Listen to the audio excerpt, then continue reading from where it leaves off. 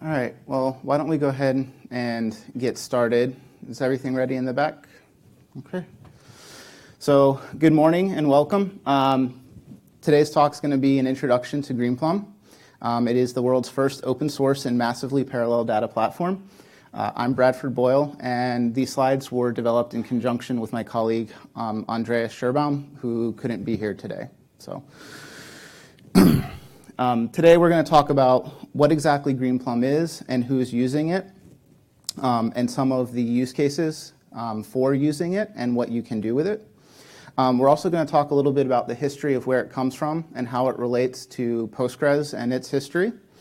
We're going to spend some time talking at a very high level about how it works. We can go into deeper details in the questions or in follow-up. We're going to do a demo of how you can install it, kind of a very basic 5-minute installation. And then we'll wrap up by talking about where you can get the software from. So when developing these slides, the audience that we had in mind is kind of a group of people that either don't know what Greenplum is, have heard about it, but don't really know the details, or are just curious about learning something new. So if one of those applies to you, you're at the right talk. So a little bit about myself. My name is Bradford Boyle. I've been working for Pivotal since about 2016. I have worked kind of on the periphery of Greenplum, working on both the Gemfire to Greenplum connector and the Greenplum Spark connector.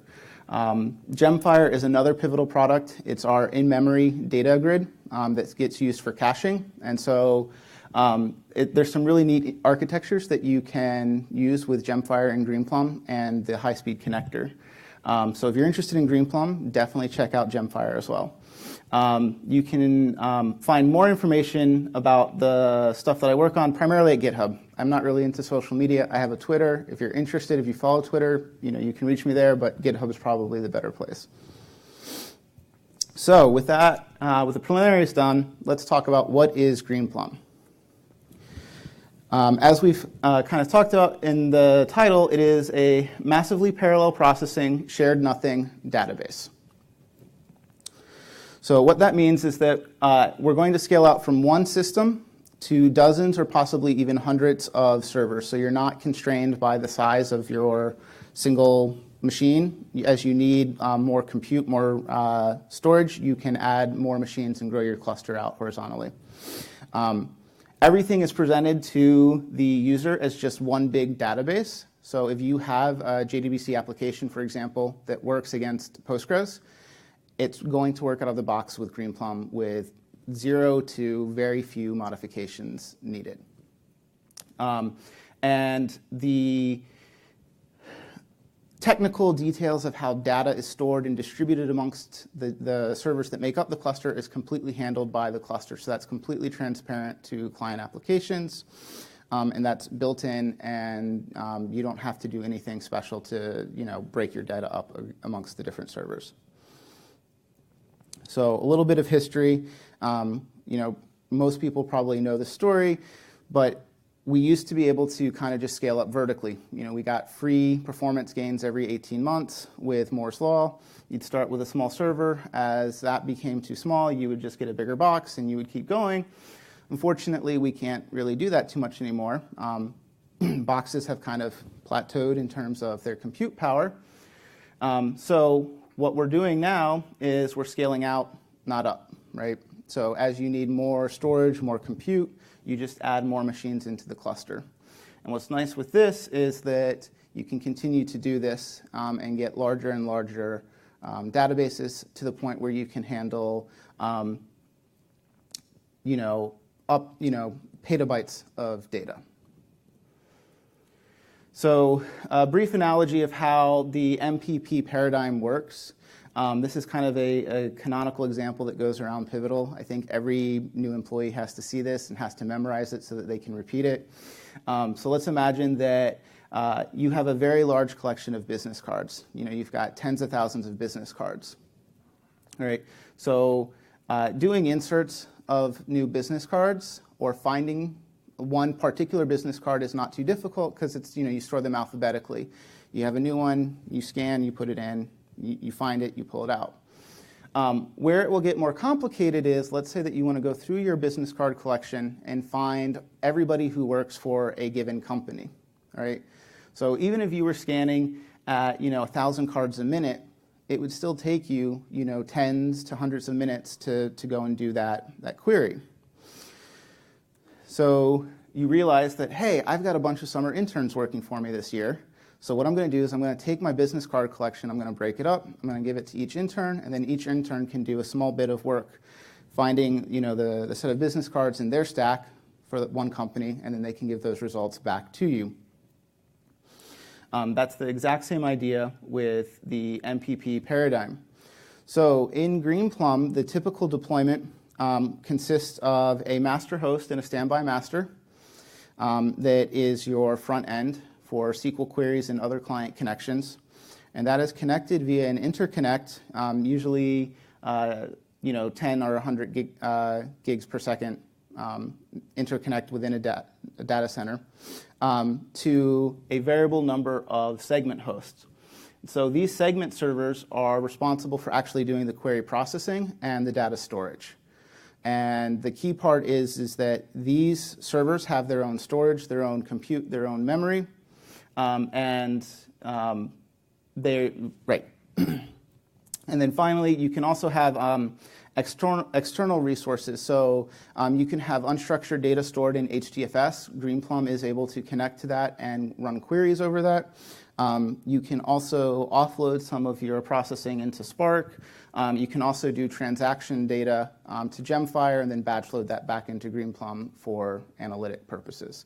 So Greenplum comes with a wide set of tools for interacting with external resources. So what's really nice about Greenplum is that it can serve many purposes within your enterprise. So it presents just a standard SQL. It is Postgres SQL. So your client applications continue to work. Your reporting tools will hook up to it directly. You can run machine learning on it. We'll talk a little bit more about that in a future slide. You can continue using all of your standard language libraries from Python or Java, JDBC. And as I talked about a little bit in the previous slide, you can have your structured data stored inside of Greenplum, but you're also able to interact with unstructured data that's stored in a variety of formats like JSON and Apache Avro, stored in HDFS or other object stores. Another nice thing with Greenplum is that we are pushing for cloud native, but we still very much keep in mind that many people want to run their databases on premise. So we make sure that our product is easy to deploy both in the cloud and on-prem. Because we are a Dell company, we do have strong ties with Dell hardware, and there are I believe the term is like Dell Solutions, where we have kind of pre-configured boxes that we recommend for if you want Greenplum on-prem with good performance. So shared nothing. What this means is that the servers are not sharing the infrastructure like disks, CPU, or memory, and that every server is autonomous. Typically, the assumption is that all of the segment servers are going to be in the same data center on that high-speed interconnect, unlike other data products that may distribute members across data centers. We do have utilities for doing replication, across data centers, but that's an advanced topic. The shared nothing is a little bit, in my opinion, a bit of a misnomer, because a typical deployment might have multiple segment servers running on the same VM. So one deployment that I'm familiar with, there were 20 VMs and then 8 segment servers on each VM. So, but that's something that is up to you as kind of the system designer to pick and choose. If you want to get the big core boxes with lots of memory, you can have multiple segments on there to be fully utilizing those resources. or you can have your VMs, matched to just one segment server in terms of need. So that's up to you. But the software is designed with that assumption in mind that nothing is shared.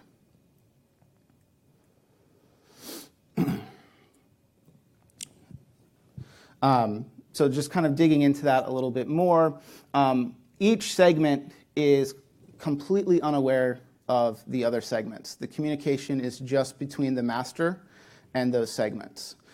So when a segment is doing its query processing, it's not pulling data or resources from other segments. It's not getting information directly from those other segments. So it is in isolation. And then they are communicating back through the master through the interconnect. So before we move on to the next section, are there any questions at this point?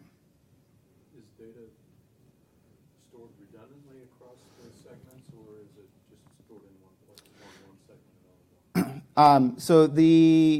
all? So not shown in this picture is that, let me jump back to the full picture. So I talked about this idea of a standby master. So standby master is just a hot spare there so that if your master goes down, you can still connect to your database and do administrative purposes. In the same way, we do mirroring for the segment servers. So for your redundancy, you would enable mirroring, and then the data is stored on a primary and then a secondary. But in Greenplum, the secondaries do not participate in query processing. They're just there in case the primary goes down. So the typical, in development, we never run mirroring because we're just doing basic integration tests. But the typical deployment is you'll have your master, your standby, and then you'll have one-for-one secondary. So the data lands just in one logical segment server. So is this a community version of Postgres, or is it a port? Great question. We'll talk a little bit more about that in a further slide, but this is a fork of Postgres. This talk is primarily focusing on the open source version of Greenplum. So there is the open source version, and then the Pivotal paid version. Now, the difference between them is not in the core. So if you're using the open source, you're getting the exact same core database product that you would be paying Pivotal for. The difference is, one, you would get service and support from Pivotal. There are some additional administrative tools that we bundle up with Greenplum in our licensed version. But in terms of involvement with the open source community, we are, any changes that we are making to that code base, if it is applicable, we push it. We try to get it merged in upstream. That is a great question. Right now, our latest release is Greenplum 5, and that is based on Postgres 8.3. We are actively working on merging to get upstream, and the goal is to be at parity. That's going to take us a while. We are targeting, I believe, 9.3 or 9.4 for Greenplum 6. And we're hoping for March of 2019 to do a release candidate. But I should say that nothing I say here is like set in stone and should be taken as authoritative product. I'm an engineer. If you have more product questions, I can definitely get you connected with the right people. All right, so let's talk a little bit about who is using Greenplum and what for. So the nice thing with Greenplum is that it supports a variety of traditional and advanced in-database analytics. So you can do things like geospatial data processing, graph processing, clustering, your traditional business reporting. You can do some machine learning, both classification and regression, which are kind of the two splits of machine learning. We also have support for doing text analysis on data in Greenplum, so you don't have to take that out of the database to some other system to do that. So diving into a couple of these use cases a little bit in more detail. So we have, Pivotal has this product, Madlib. It's an open source product. You can use it with Postgres, just as you can use it with Greenplum. But you can do graph analytics with your data in database. So you don't have to pay the cost of moving the data. It is designed for graphs that have billions of vertices or edges. And the really cool thing is that that interface is presented through SQL. So this little snippet down here is showing an example of how you would use or run a page rank on data in Greenplum. And we support several of the standard graph analytic algorithms in addition to PageRank. As I talked about before, we have text. So using Apache Solr, we're able to do indexing and search on text within your document stored in Greenplum. Use cases for this include communications, compliance, and monitoring. Also, customer sentiment analysis. Are your customers saying good things, or are they unhappy with service? You can do your document search and query, and social media. As I said, it uses Apache Solr, so it brings Apache Solr into the cluster with Greenplum so that it can build its indices. It also presents Python and Java integration, so your data scientists can build upon this to do other NLP tasks. And this is also collaborative with the Madlib package that I had talked about on the previous slide. When you say Python and Java integration, are you talking about PLs or connectors? Both. Okay. There's a slide on that coming up soon. Another example is using PostGIS to do GeoSpatial analysis with your data in Greenplum. And again, the idea here is, you may have terabytes of data in your Greenplum database, and so we have worked with PostGIS to make that run in the MPP environment of Greenplum. So you can do your standard calculations and intersections with the data in Greenplum. And as I mentioned, this is building upon the standard PostGIS. So again, whatever you're doing with Postgres now, you should be able to do with Greenplum. So data sitting still doing nothing isn't really useful. It becomes useful when you have data scientists and other individuals looking at the data and pulling some value out of it. And so the really nice thing is that we support a lot of the standard data science packages. And again, this isn't necessarily that we had to go and add special support. We just made sure that the software works with these. Your business analyst can continue using NumPy or Pandas or TensorFlow or R notebooks if that's more their jam.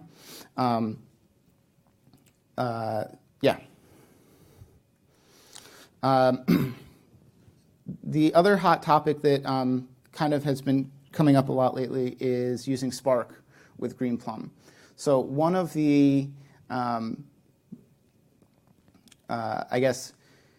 limitations of Greenplum is that it's not super elastic in its scalability. Once you have your cluster kind of up like that, that's that. Right? If you need a larger cluster, you actually have to bring up another cluster and then do a data migration. It's not very easy to say, oh, let me add in one more segment. So a lot of our customers have expressed an interest in being able to offload some of their more intensive to Spark, which allows you to kind of do on-demand computing. We have built a high-speed interconnect from Greenplum to Spark that takes advantage of the MPP nature of Greenplum to move the data into Spark very quickly, faster, orders of magnitude faster than JDBC, like a naive JDBC connection. And so you can do your computation in Spark and then persist the model back to Greenplum. It also enables some interesting ETL pipelines where you have streaming data that goes into Spark, and then you use Spark to batch load that back into Greenplum. As I mentioned, this is one of the projects that I was heavily involved with. So if you have more questions about this, find me afterwards. The key thing, so as the question was asked earlier about the PL containers, so a lot of our analytics, we focus on R and Python because those seem to be the heavy hitters in data science at the moment, but that is always changing. And so we allow, or we have an interface that allows you to co-deploy like your containers into the cluster so that you can take your, whatever your analytics is into the cluster and not have to do that data movement. And so this allows you to add in user-defined types, functions, and aggregates. Yeah.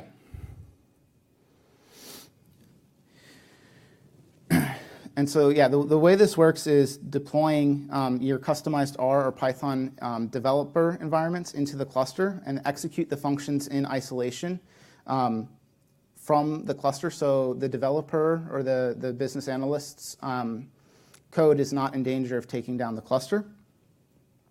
You can also then package this up into a standard way so that you can deploy those to production environments. And it allows you to support multiple environments on the same cluster in a way that they're not interfering with one another. We also support SQL containerization through this idea of resource groups. So this is a product, it's supported in the open source, but we provide a nice command and control administrative interface with the Pivotal version of Greenplum that allows you to limit SQL queries, in terms of the resources that they take from the cluster. It also allows you to kill long-running queries if you need to. And this is just leveraging the standard Linux C groups. So before we move on, are there any questions about the use cases? Are you going to be elaborating on the separate containers for the functions in these different languages? That one seems kind of confusing to me, and I'm not quite having trouble picturing how that works. So really what it is you will package up whatever your analytics is into a Docker container and then run that on the Greenplum cluster.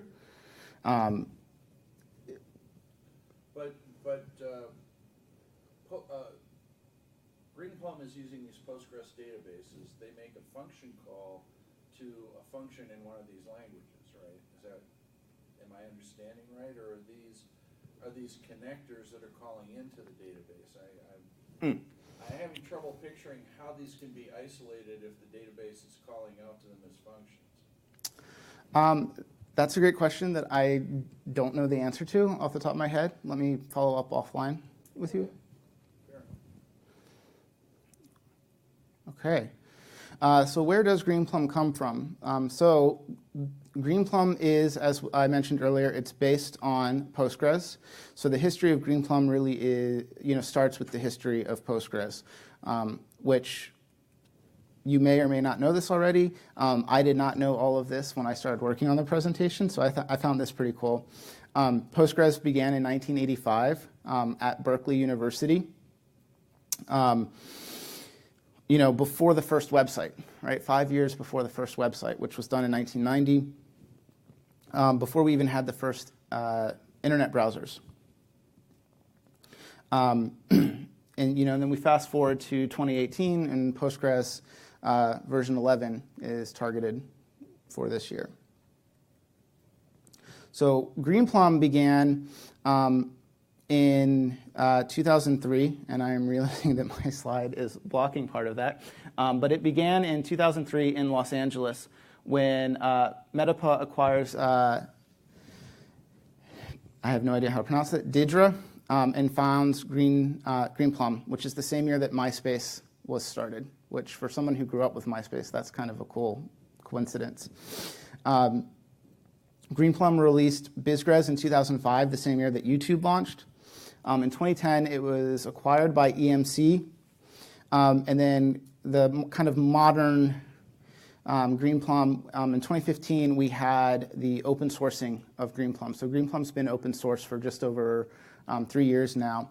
And we released version 5 just last year. That was a monumental engineering effort to kind of get up to move away from Greenplum 4. And we are working very hard towards Greenplum 6. And our eventual goal is to be tracking with Postgres in near real time. Greenplum v4 is based on Postgres 8.2. We have a lot of existing customers that are still on Greenplum 4, but for new customers, we are really pushing them to Greenplum 5. There are a lot of improvements in it. Current development is right now at 9.1. I believe they are finishing up the merge for 9.2 right now, and we're hoping to get through the merge for 9.3 before v6, maybe even 9.4. And as I talked about earlier, or mentioned earlier, code is going in both directions. So obviously there is a lot of changes to the code base that we have to make for the MPP aspect of it. But as we are working on the code base, we have open source committers to Postgres working with our core server team. So as we make improvements, as we find things that can be improved, we are contributing patches back to the community. Just as an engineer day to day, there is a very strong commitment towards to the open source community at Pivotal. So, yeah. So, how does Greenplum work? So we've talked a little, we've kind of danced around this a bit in the beginning. So the high-level idea is you have your SQL query that comes into the master host. The master host is responsible for query planning, and that's where it takes the plan and it figures out how to split that up into an MPP-aware execution plan. And then that is sent out to all the segment servers where they will do the query processing, and then the results are streamed back to master, where master will do final aggregations before returning the result sets to the user. So for the software installation, the software is installed once per host. There are a couple of different ways that you can go about getting the open source or the Pivotal version. So you can, with Ubuntu, we provide PPA repository, so you can just do an apt-get install Greenplum OSS.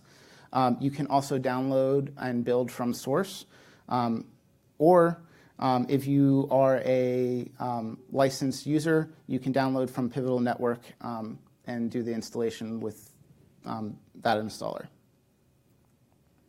I should also mention that there are pre-built Docker containers, and you can also install it using orchestration tools such as Apache BigTop as well.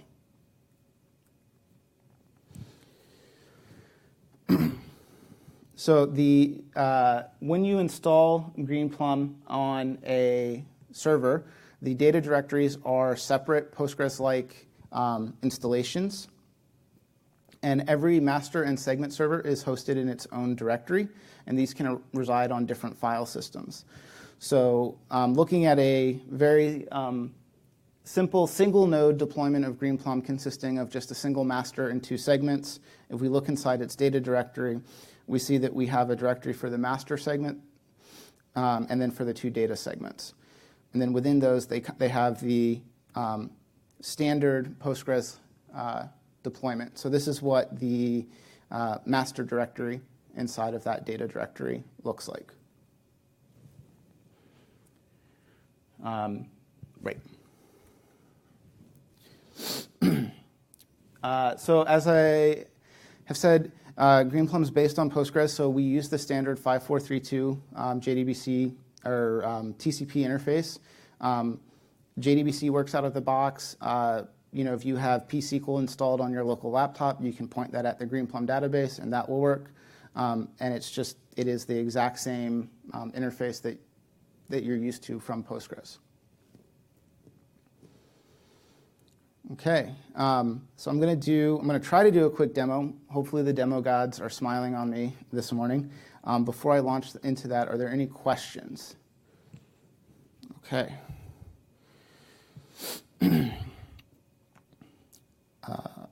Right. So the first thing I will say is that this demo is hosted on GitHub. The link is at the end, so don't feel like you have to capture everything. In the spirit of being completely honest, I went ahead and I pre-deployed Greenplum this morning because there's no point in sitting here and watching Terraform and Ansible run for 5 minutes and come up. So for this demo, I used Terraform to just bring up a single VM in Google's Compute. And then I used Ansible to do the basic system setup of installing the PPA repository and then apt install and all of that. So we have Greenplum running. So I'm just going to switch to the Greenplum admin user.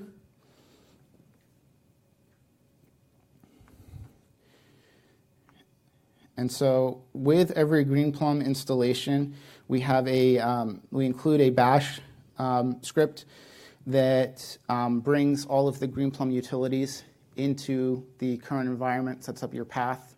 And part of that is because Greenplum has dependencies on particular versions of Python, for example, and we want to make sure that that's there and not, no issues with the system Python. So with that, we can go ahead and do a standard create DB. So we're just going to run through the world database example from Postgres.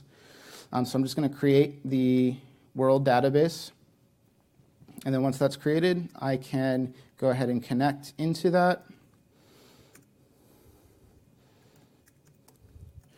And so I have some defined SQL to create tables and load data in.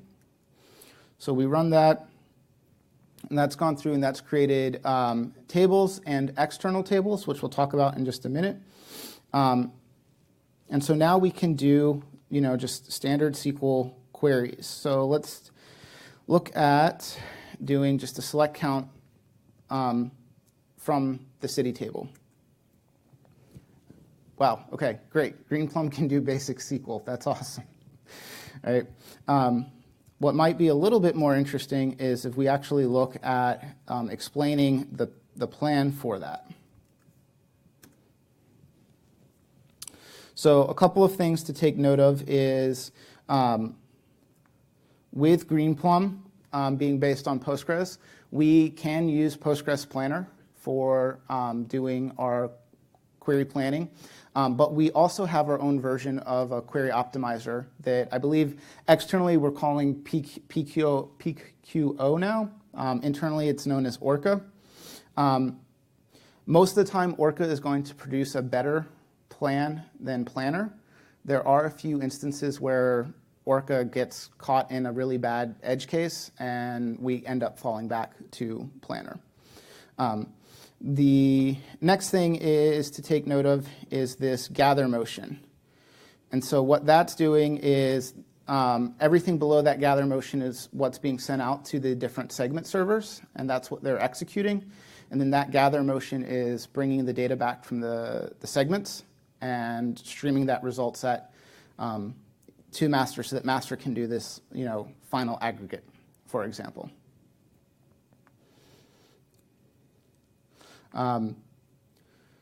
With the data being split up, we can still do joins across the data. This is going to produce a slightly more complicated plan for how it's going to execute that. So the next part of the demo is we're going to look at a little bit about how Greenplum can interact with the outside world.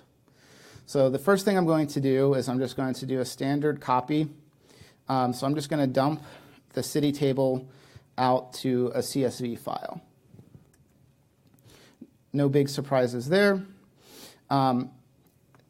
if we look at the table city read file, what this is this is an external table that is pointed at the file on the local file system.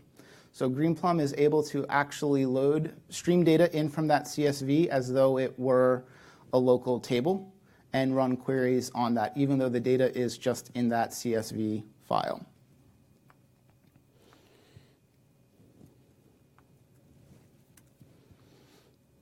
Oh, I grabbed the wrong. Can you elaborate on the pros and cons of doing that that way versus the foreign data wrapper for CSV files? I can really only elaborate on the cons. So I'm not too terribly familiar with foreign data wrappers. I've spent a lot of time looking at external tables. External tables, it's pretty handy because when we look at this definition, for example, we have this external location. And so here we've just put in a URL that points at file. We do have support for S3 and for a HTTP-based protocol that we call GPF-dist.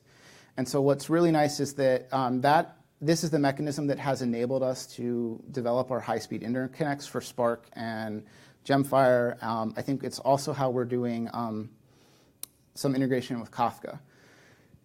It works, but it creates kind of a weird paradigm where now Greenplum is kind of sending a message and asking data to be sent back. Every engineer that I've talked to has been like, oh, why can't we do foreign data wrappers? And I think it's just that we haven't gotten to that point where we've merged it into. So a lot of the engineering conversations I've heard has been, once FDW lands, these connectors are going to be revisited. Okay, fair enough. Thanks. So this example was reading from a file on the local file system, but that's not really that helpful because if the data's in a file on the local file system, why not just put it into the database itself, right? You're going to get better performance that way. The other interesting way that we can load data is through the use of this GPF-dist protocol that I mentioned just now. So what GPF-dist is, it's both a protocol and server implementation. It's built based on top of HTTP.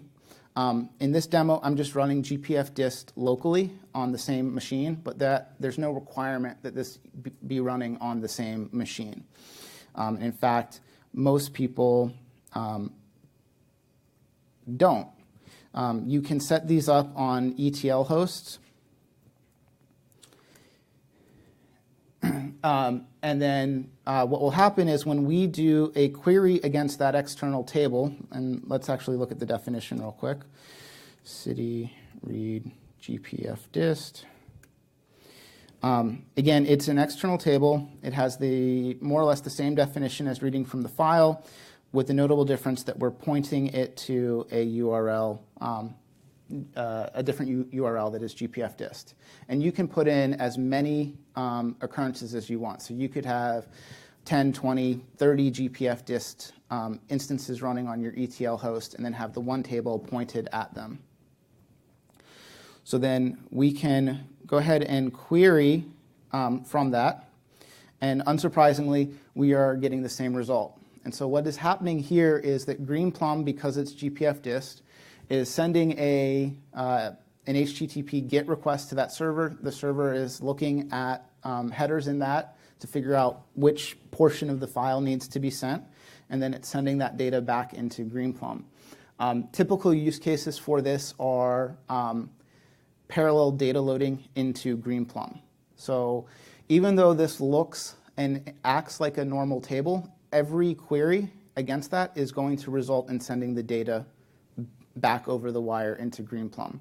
So your typical use case would be define your external table and then have an actual table and then just do a copy from the external table in.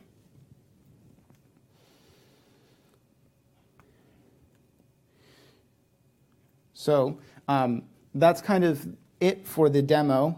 There's a lot more that you could go into with, trying out Apache Madlib or the GP text. As I said, this all of the SQL, the Terraform, and the Ansible is going to be available. It is available on GitHub. The link's at the end of the slide. So if you're interested in playing with this, you can do that. There's no tie to Google. So if you want to run this against a local VM, you can use the Ansible scripts to just point at the local VM and kick the tires, so to say.